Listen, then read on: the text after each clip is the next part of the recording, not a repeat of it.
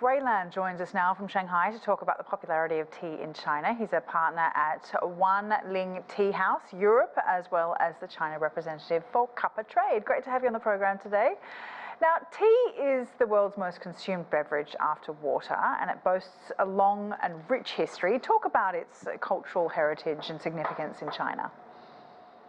Well, like I say, it's one of those things that unites everyone around the world. Most people enjoy tea in some form. And as you say, very rich and long history in China.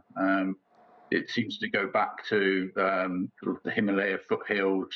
Probably started off as almost a medicinal drink or way of using the leaves for health purposes, and then gradually became an infusion which grew. And then certainly in the last 1,500 years, and there's a lot of ritual and a lot of changes in terms of how the tea's been processed and enjoyed.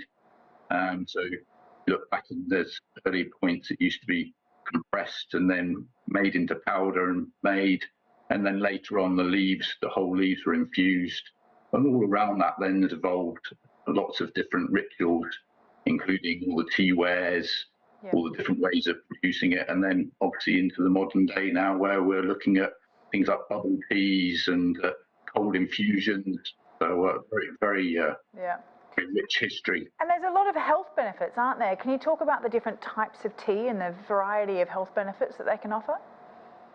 Very much so. And I say that again, that goes back into history, looking at health in terms of cleansing. Obviously, hot drinks, you've got purification of the water, and the tea leaf helps with that. And then into sort of going through sort of with the Buddhist monks, it was very popular because again, it's a stimulant, but it's also very calming. So it helps with concentration, the ability to stay awake, but also keep very focused. But also at the same time be very calm. So that's always been a very important, popular part of the tea's appeal. Right.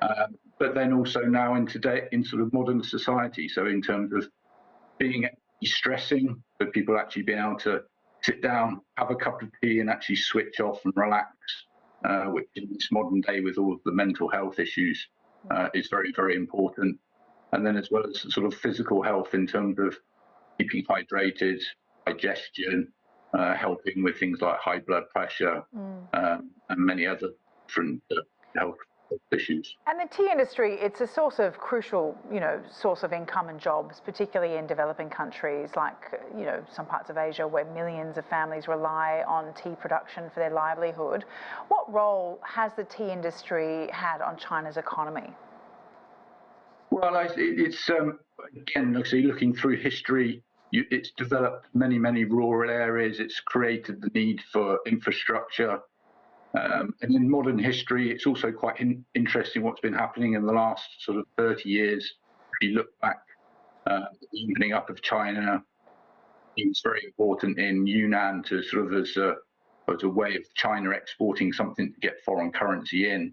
And then in sort of even in the last 15 years, you see mature tea regions now working with poorer areas to send cultivars and seedlings down there, but also doing technology exchange and information exchange and how they can build up their skill set and the infrastructure to actually build their own tea industries as well, to lift people out of poverty.